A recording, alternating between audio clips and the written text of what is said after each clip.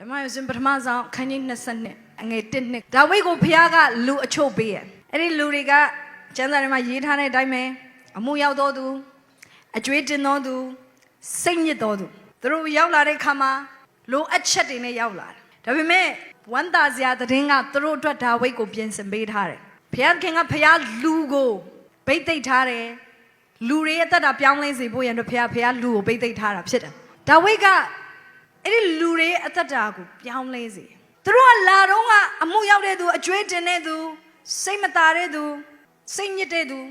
ဖြစ်ပေမဲ့အနောက်မှာကျမတို့စက်ကြည့်ရဲ့ခါမှာဒီလူတွေကစစ်သူရဲကြီးတွေဖြစ်လာတယ်ဒီလူတွေကဒါဝိဒ်ရဲ့တိုင်းနိုင်ငံမှာ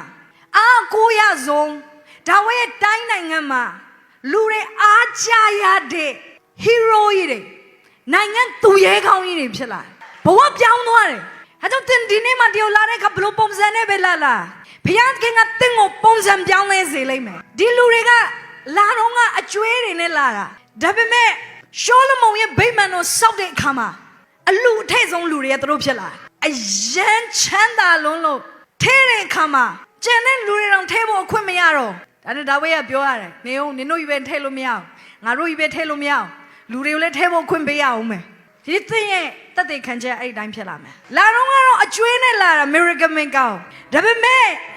သင်ဟာ disciple လုပ်ခြင်းခံရတဲ့ခါ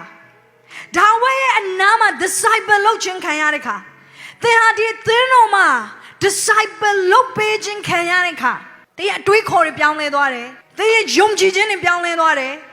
သင်နာခံခြင်းအသက်တာကိုသင်တည်ဆောက်ခြင်းခံရတယ်တော့ခါမမိတ်ဆွေသင်သက်တာတူတော့မှာမဟုတ်0ကနေသင်ဟာ hero ဖြစ်လာမယ်သင်ဘာမှမရှိရဲ့ဘဝကနေပြီးတော့ millionaire ဖြစ်လာမယ် billionaire ဖြစ်လာမယ်ဖခင်ကဗိမာန်တော်တွေလူတွေဖြစ်လာသူတို့ဘဝတွေပြောင်းလဲသွား life transformation ဟာ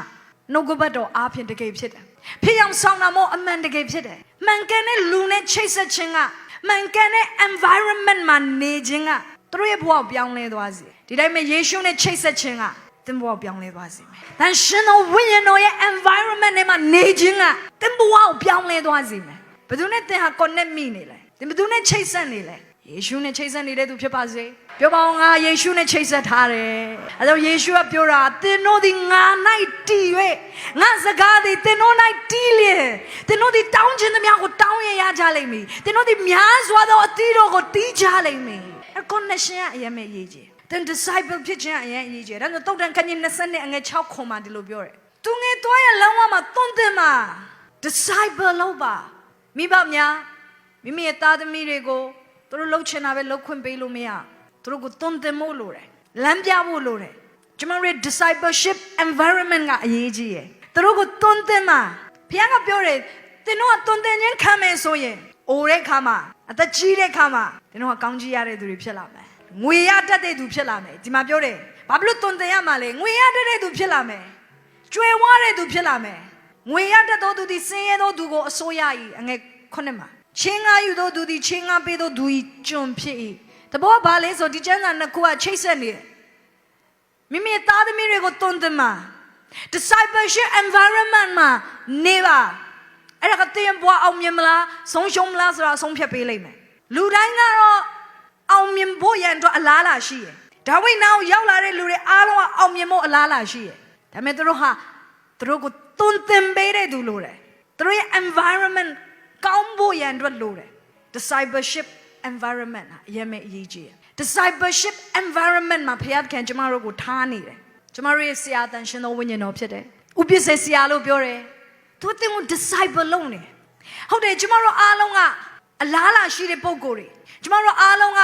ဖခင်သခင်နဲ့တူတော်သူတွေဒါပေမဲ့ဘာကြောင့်မလို့ဖခင်သခင်နဲ့တူတဲ့အသက်တာမှာအသက်မရှင်နိုင်သေးရလဲဘာဖြစ်လို့ဆင်းရဲနေသေးတာလဲဘာကြောင့်မလို့အောင်မြင်မှုတွေမရသေးတာလဲ discipleship environment လို့တယ်သူငယ်သွားရလမ်းဝ၌ဆုံးမသွန်သင်လို့ဒီဖခင်ရဲ့သားသမီးတွေမြောက်များစွာလေးပဲ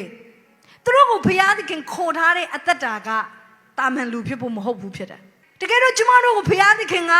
တာမန်လူအဖြစ်ဖန်ဆင်းထားတာမဟုတ်ဘူး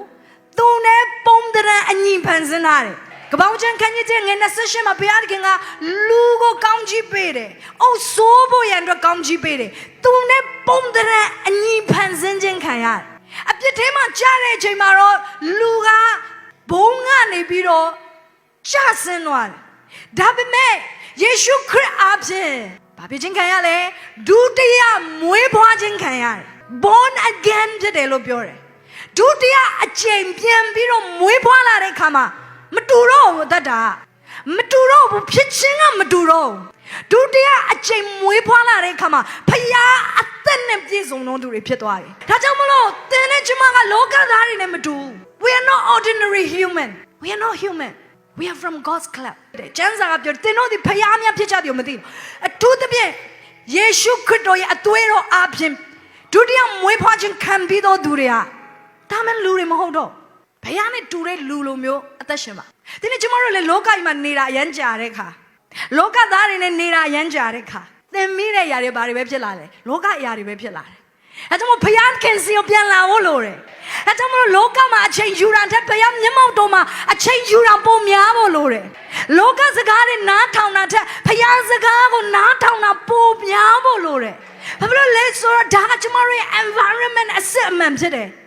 တန်ရှင်တော်ဝိညာဉ်တော်ရဲ့မျက်မှောက်တော်ကျမတို့နေထိုင်ရမယ့်နေပယ်အစစ်အမှန်ဖြစ်တယ်။ဖခင်သားသမီးတွေဖခင်ရဲ့လူတွေရဲ့ဖြစ်ခြင်းကအဲ့ဒီနေရာမှာပဲပေါ်ထွန်းလာမှာလောကမှာအချိန်ယူနေလောကသားတွေကိုကြည့်လို့တဲ့ဖြစ်ခြင်းပေါ်ထွန်းလာမှာမဟုတ်ဘူး။သူတို့နဲ့တူတဲ့လူပဲဖြစ်လာမှာ။ဒါကြောင့် come back to God ဖခင်စီကိုပြန်လာပါ